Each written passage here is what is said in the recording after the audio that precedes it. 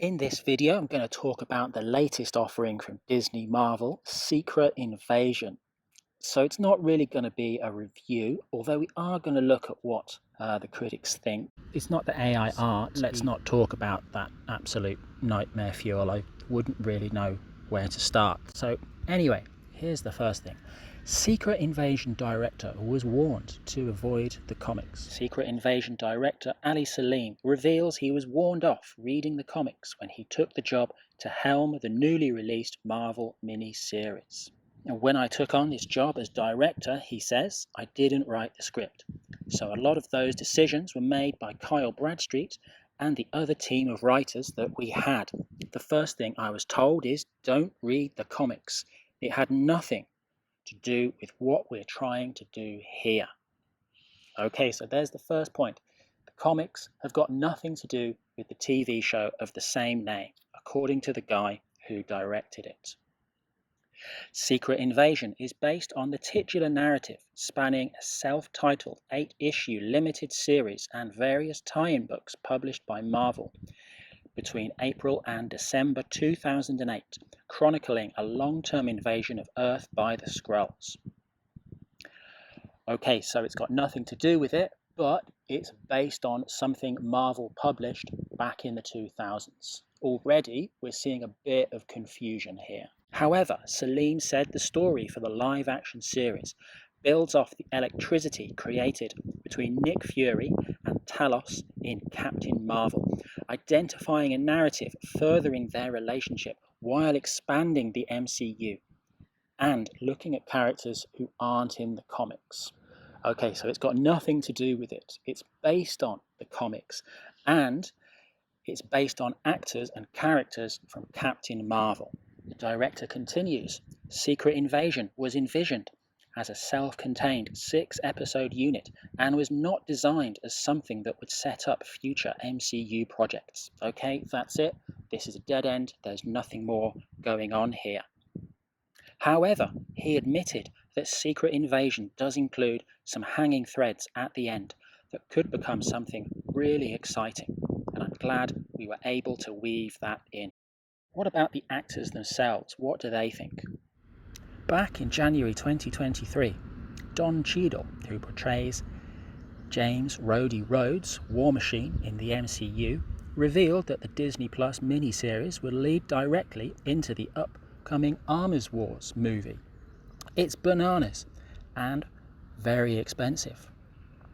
I'm in Secret Invasion, so I'm in Sam Jackson's show. There's a part of that that kicks off what happens in Armor Wars. Okay, so Don Cheadle thinks that it's not a standalone story.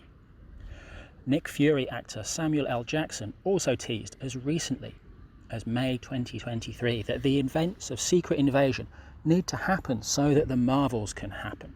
Jackson is confirmed to be returning as Fury in the Marvels. But clearly, the people who are making this stuff are very confused about the public messaging. So imagine what's going on. Imagine what's going on behind the scenes. And this is a big problem with the MCU. Perhaps it's that the writers of each individual show don't really have any great autonomy over it. Perhaps there's certain things they have to lace through their show and they're not given any context for the larger picture there. Anyway, let's have a look. How's the Secret Invasion doing? Secret Invasion's early reviews rank it the worst MCU show on Rotten Tomatoes. Oh no! Anyway, let's look at 3 more examples of how the entertainment industry has adapted things. We're going to look at one more event where they've disregarded it, one more where they've paid too much attention, in my opinion, and one where they found the right balance. First, let's talk about The Witcher. So why is Henry Cavill leaving The Witcher after season 3? Reaction to the news has been pretty mixed. Admittedly, replacing the fan favourite star of a show is a pretty risky move. In addition, many pointed out that Cavill was an intense fan of The Witcher and that his passion and understanding of the source material gave him an edge in portraying the role. So another fan theory is that Cavill was disappointed in the direction of The Witcher. As we mentioned, Cavill is a huge fan of the source material, both the books and the video game series, and even expressed his desire for his character's portrayal to be truer to the books. And a former producer on the show claimed that some writers on The Witcher actively did not like the source material, which couldn't have contributed to an overall sense of well-being on the production. Now, if you've ever seen Henry Cavill talk about Warhammer, that man has a genuine passion for Warhammer. So I'm prepared to believe he has a genuine passion for The Witcher as well. So I think The Witcher, like the MCU, is a victim of people who are making this stuff and don't care about this stuff. And that comes across in the production. Let's talk about a piece of content that I think is a good example of the opposite extreme, that paid too much attention to canon. So we're going to talk about Solo. So Solo is the only Star Wars film that's ever lost money. Considering when it came out, after The Last Jedi, before The Rise of Skywalker, I don't think that there was any real hope for Solo. If the problems that I'm going to talk about here, and I'm just going to talk about two problems, if those problems had been changed, I'm not sure how much difference it would have made to the movie. Perhaps in the long term, it would have gained more of a reputation, but I think this is a good way to show how you can do too much attention to detail, too much attention to the source material and canon. Han's gold dice, finally explained in Solo, a Star Wars story. A long-standing mystery for hardcore Star Wars fans has finally, at least partially, been solved in Solo. The Star Wars galaxy is, in many ways, a vast sea of mysteries. Some mysteries are bigger than others, and in some cases, they're relatively minuscule details. In the case of Han's gold dice, it's probably closer to the latter. So I'm not going to go and re-watch Solo. I watched it back when it came out. I had a few hours to kill before a flight, and I'm never going to watch that film ever again. I'm not re-watching it for the purpose of this article. But one of the things that stuck out to me early on, there was a long sequence. He met Chewbacca, and long, lingering shots of his gold dice.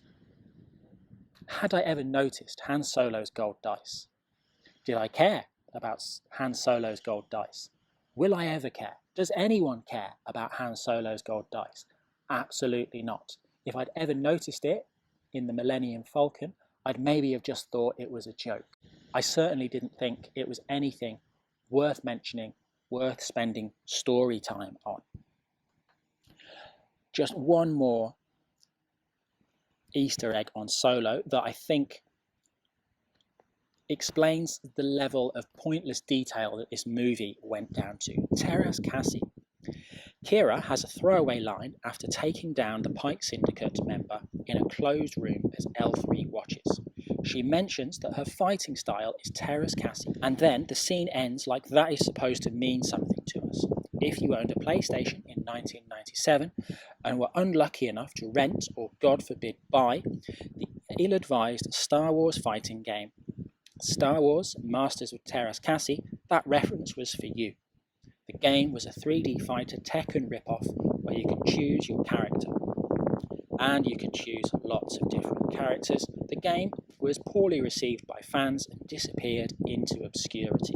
And yet, 20 years later, it makes it into Solo. How pointless. What a waste of time. What a waste of screen time that could have been used on the characters instead.